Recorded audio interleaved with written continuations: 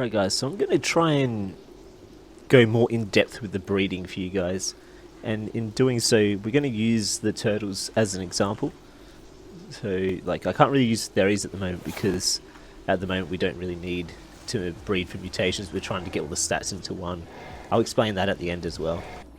So I'm hoping that my turtles are actually ready to breed. I haven't actually checked this. This would be a bit awkward. That one is. Alright, so a lot of them are. So let's look at the inside of their mutations or their ancestry. If you look at the ancestry here, right? Random mutation 0 out of 20. Random mutation 0 out of 20. That means that there's no mutations at all on this dino. In having this and breeding that 0 and 0 mutations, which is basically what a wild dinosaur would be, right? So if you went out and tamed a wild turtle, this is what it would have. It wouldn't have all these names and stuff. This would all be completely clean, clear, nothing here. And it'd be 0 out of 20, 0 out of 20. So it's basically like having a wild dino to breed with. When you grab your one that's got the stats in it, which is probably dirty, ours is pretty dirty. You can't do much about it. It's like stacked up in one side, but the other side is pretty good. Why is this one? Oh fuck, he's almost dead. Alright, considering we just almost lost our male breeder because it's starving to death, like, I wonder if the rest of these are getting pretty hungry. I think it's just him, like, what the hell? So weird. Alright, we'll chuck some meat in him. Fucking hell. None of the others are starving to death, it's so weird. He's like the only one that's oh, this one's getting a bit low. Besides that, like, they're all okay. Anyway, so what I wanted to show you guys is, this one's at 75, 150, right? Look at the stats. It's only got one mutation on the left side, which is hopefully it would be good if it didn't have that, but that's still good. And obviously you can only clean one side of the dino. If you have one side of the dinosaur with over 20 mutations, it reduces it by, I think, 20-something%. I can't remember what somebody told me. It was 20-something%. It reduces the chances of getting a mutation. And for each side that's got a mutation on it, it reduces it by a certain amount each time as well. So if this one was, you know, over 20 out of 20, like this one, if these were both dirty and you bred that with a clean female, you would basically have like a lot less of a chance than you would if you had the one that's like this, where you have like one side that's full on mutations and one side that isn't. And as this number gets higher, obviously this is going to get harder to get mutations. The more of that 20 that's filled, the less likely you're going to get mutations. So you got to clean it again. So you got to breed this male with a female that's completely clean to push all the mutations to one side. So that's how you clean a dinosaur. So you breed the male. If this was completely dirty, and you look at it, they were both, you know, high numbers out of 20. You'd breed it with the 0 mutation female, which has 0 and 0, which will push all the mutations from the left side or from the right side over to one side, which will probably push it over to the right side. That means it would be like a massive number on this side, but there'll be 0 out of 20 on this side.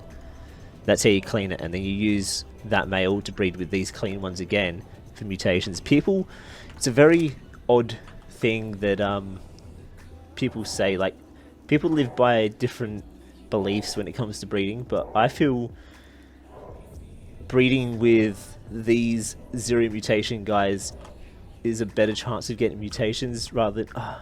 it's hard to say, right? Because if you can only clean one side, right? So if you cleaned one side of a female but it had the same stats as this one, so if it had the 7560 HP, but it only had one side that was clean, your chances are going to be greatly reduced. But if you breed this male with one that's fully clean but doesn't have the HP that it has, you have a higher chance of getting a mutation, but that's the problem, you may get a mutation on this guy's HP, or, you know, whatever other stat. Obviously all you want is a mutation on this HP. So that's the one thing you got to take a chance in, is that you may get a mutation on the old dinosaur or the shitty dinosaur's stats, or you might get a mutation on this one. So it's really hard. It's a constant struggle of just trying each day and going for another mutation and keep trying until you get the mutation. Then breed. If you get a female, you obviously have to breed that female with the male to get the stats into a male, and then start breeding with the clean ones again. So we'll go through that a bit more in depth. We're gonna, with PC, I don't know if they've added this to console yet, but you can just go enable mating. So then everything that's on enable mating will just mate without moving. So all these females are left on enable mating, and we just turn the male on when we want to breed them, and we just obviously move it around and breed them. So it takes whatever time that needs to take to breed, and once they're bred we'll grab all the eggs and we'll head up and start smelting them down, or I call it smelting down. We'll incubate them, and then while that's happening we'll talk about the rest of it. The rest of the breeding process. This one here is the male that we use to get clean females. So what we do, see how it has 0 out of 0 mutations if you go into it. 0, 0, 0, 0. This is a wild, almost a wild, this wasn't a wild tame, but this was a clean male. This has absolutely no mutations on either side, and all the females don't as well. So what you do is you produce more females that have 0 mutations and just make like 100 of them, and then you breed those 100 with that one male with the HP that you want to mutate, and you just wait to see if you get a chance. Most of the time when you're breeding, if you get a stat mutation, a color mutation will come with it, but depending on the dinosaur, a color mutation could happen in an area that the dinosaur doesn't have a color section. So you could get one for like, say like section 9 or something, and that dinosaur doesn't have that section, so you won't see the color mutation, but it will get one. And I think there was a thing back in the day, don't quote me on this, but when you bred and you got a color mutation but no stat mutation, it would go up by 1 level. So if you had dinosaurs...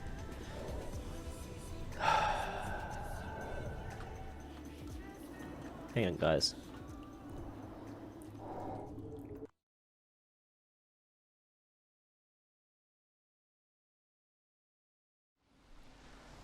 Alright guys, so we're going to hatch those eggs that we got recently, and I will show you guys what we do when you hatch them. So we've talked about how when you're breeding, you need to have on one side the female. You should probably make the females so there's 0, 0 mutations, and then on your male side, obviously it doesn't matter if it goes beyond 20 on one side as long as the other side's clean.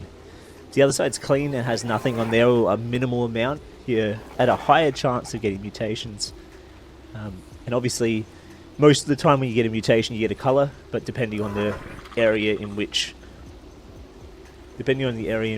you get that color mutation, it might not show. So keep that in mind. So we're going to pop some eggs that we got just before, and we're going to go see if they have any mutations.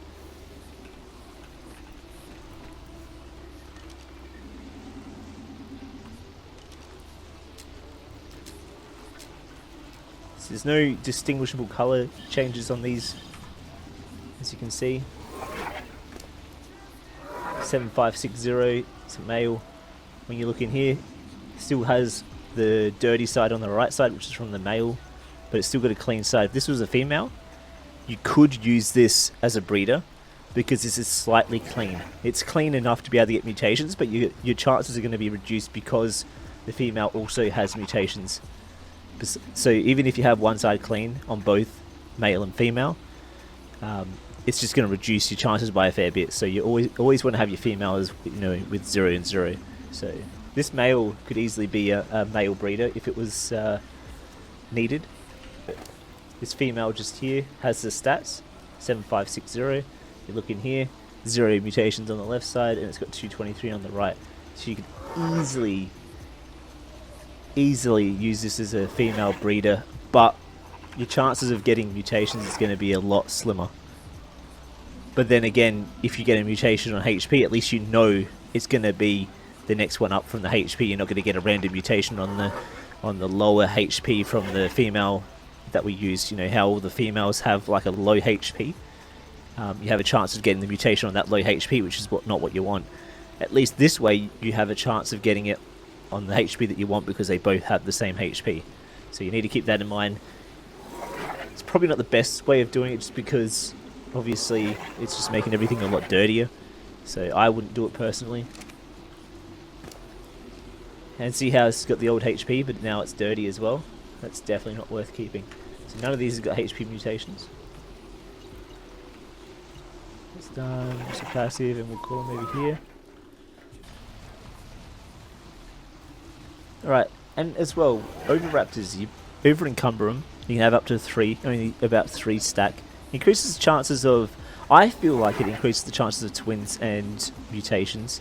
It's not proven to do it or not to do it, so I know I'm going to do it either way, just in case I get that chance.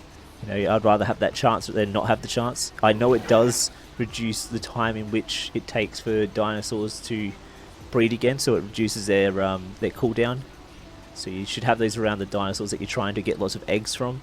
So you keep 3 of those on wander, over encumbered in, say, the area that you want to get. So say you're trying to breed a whole bunch of Velanos, you know, you keep 3 right in the middle of those, and then it breeds quicker. It allows them to come down at a shorter time, and it allows you to breed them again and more consistently, and it's great. Look at these, 7560. As you can see, both sides are dirty on this one, so we must have bred with one that was dirty, or for some reason it split it up. I have no idea how that actually happened. The parent's clean female, 750. Ah, there you go. See, it bred with the old one that had a dirty, it had the same dirty side, so this side was 2-3 already on the female, and it was on the male as well, so it split it up. So the female side and the male side both had the 2-3, so this is a completely dirty one. You could keep this as a like one you can raise and use for raid, but yeah, that's completely useless.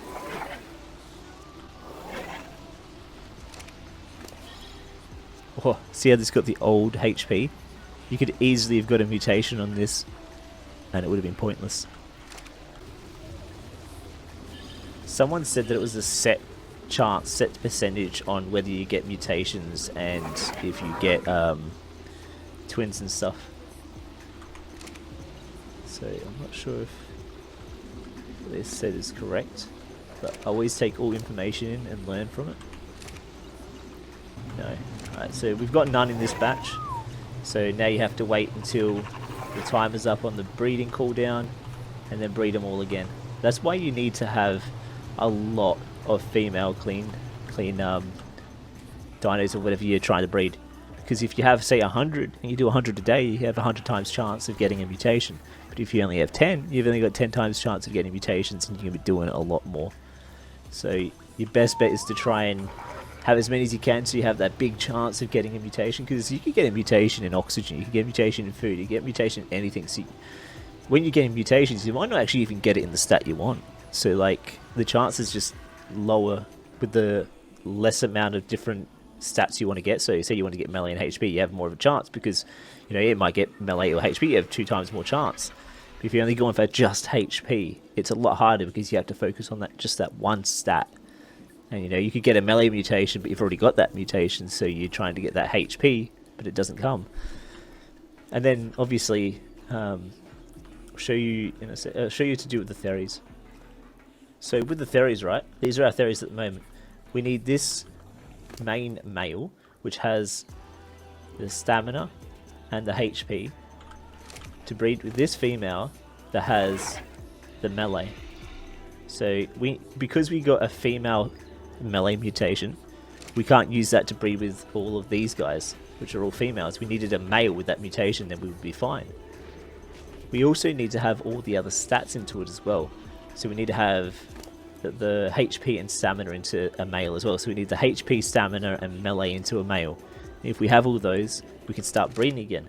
But in the meantime, our male that we have had the HP, so we started breeding that with all the females. And in doing so, we got a HP mutation, which became 11,300. So now we have to try and both get these 2 lots of stats into our male, and then breed that male with this one to get the new HP into it. But when these 2 stats are put together, we can actually start breeding again to get let's try and get a male or a female with a melee mutation again. So it's a very tedious, confusing way of going, like, breeding. Breeding is just insane. Like, the amount you have to kind of like keep in mind and make sure you keep it organized as well. Nothing like a mess, and make sure you label them right as well. And also, guys, I don't know if you guys have noticed with the new kibble and stuff and new imprinting and everything, instead of it taking like dillo egg kibble and all that kind of stuff, there's now simple, I think regular, basic, like a whole bunch of different kibbles. So each one has its own recipe. So there's not like all these 10,000 different recipes for all these 10,000 different eggs. Each egg has its value. So like the size of the egg has its value for what it takes to craft each kibble now. So basically, if you'd say you have a dodo, that would be like simple or basic kibble it would make, because it's such a small egg and such a the rarity of it is really low. So but then you'd go like say giga eggs and stuff like that, that would make like extraordinary kibble or superior kibble or something. Obviously you mix it with other stuff, but I think the biggest one that you can make is it requires a Hesperornis egg. Those golden eggs that those little bastards lay on the shore now and then, it requires one of those, and I think those eggs actually decay.